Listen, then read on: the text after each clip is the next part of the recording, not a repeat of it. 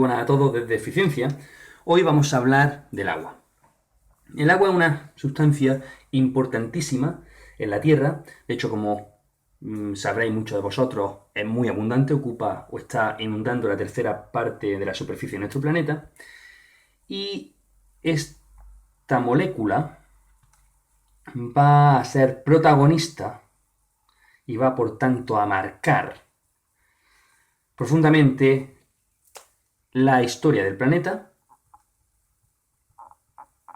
De hecho, es un factor muy importante tanto en el modelado del mismo, modelado del relieve, ya que uno de los agentes erosivos que producen la erosión de la superficie terrestre más importante es precisamente el agua, en su estado tanto líquido como gaseoso, y también influye muchísimo en el clima de las diferentes regiones, principalmente por su carácter termorregulador. En la termorregulación del clima. Como digo, ha marcado profundamente al planeta y también ha marcado profundamente a la vida que se ha desarrollado en el mismo. De hecho, la vida apareció en el agua y se ha visto ligada a ella desde sus mismos orígenes. Esto se debe, esa relación tan íntima, se debe a que el agua presenta unas características únicas, que son las que vamos a estudiar en este vídeo. Sin embargo, antes de empezar a verla, es recomendable repasar el enlace que va a condicionar prácticamente la totalidad de esas características del agua. Estamos hablando del enlace por puentes de hidrógeno.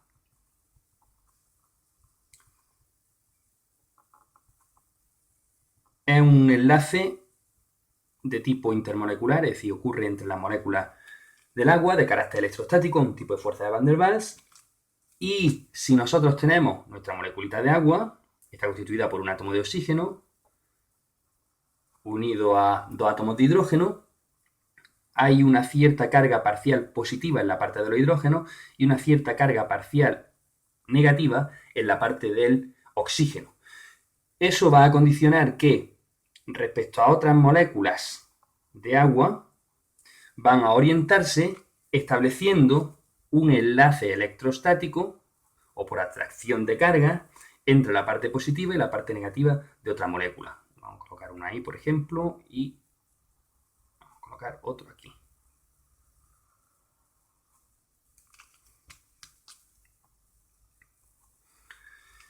En este enlace es el puente de hidrógeno y eso ocurre mucho. A pesar de ser un enlace relativamente débiles, como ocurre mucho en un momento dado, a la vez entre todas las moléculas que se encuentran en el seno, o entre muchas de las moléculas que se encuentran en el seno del agua, en su globalidad van a tener una fuerza importante. Y por ello van a condicionan,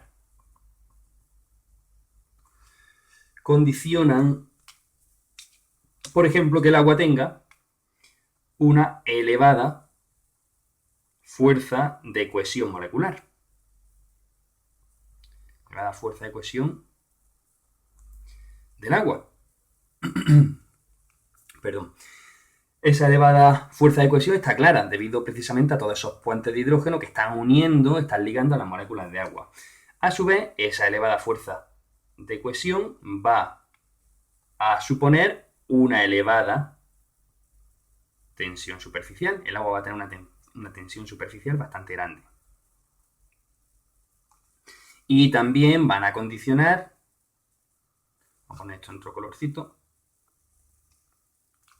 van a condicionar su comportamiento respecto a la energía calorífica y el aumento de su temperatura. En concreto, lo que va a ocurrir es que el agua va a tener lo que se llama un calor específico muy elevado. ¿Qué significa eso? Pues que necesita mucha energía, necesita adquirir muchísima energía para poder elevar su temperatura. ya que tienen, para elevar la temperatura, las moléculas se mueven más, a más temperatura, más movimiento entre las moléculas de agua, de modo que hay menos puentes de hidrógeno, se van a romper menos puentes de hidrógeno, al estar moviéndose más. Hay que aplicar la temperatura suficiente como para romper los puentes de hidrógeno. Y eso supone que va a tener un elevado calor de fusión. Es decir, cuando antes de congelarse va a emitir muchísima energía calorífica, toda la que ha tomado previamente. Si resumimos esto, podemos decir que necesita una elevada cantidad de energía calorífica, aumentar mucho o recibir mucha energía calorífica para elevar su temperatura, y por otro lado, cuando desciende la temperatura, va a desprender mucha energía calorífica. Otra condición importante, bueno, pues la densidad del agua en estado líquido va a ser mayor que en estado sólido. Y esto se debe de nuevo a los puentes de hidrógeno, ya que son esos puentes de hidrógeno los que al pasar al estado sólido van a volverse rígidos, por así decirlo, separando las moléculas de agua. Como si tenemos dos moléculas de agua y esas dos moléculas de agua están relativamente juntas, unidas por puentes de hidrógeno. Cuando se congelan, los puentes de hidrógeno van a adquirir unos ángulos en concreto, y esos ángulos en concreto, esos ángulos determinados, uniendo unas moléculas con otras, van a hacer que se separen, van a hacer que su volumen aumente para una misma masa y por lo tanto disminuye la densidad. Vamos a colocar esto aquí. Se produce un aumento de volumen y eso supone una disminución en la densidad. Esta letrita, por cierto, es la letra ρ con la que se suele representar a la densidad. Podemos realizar un pequeño experimento que consiste en llenar una botellita. Vamos a coger aquí, esta sería nuestra botella.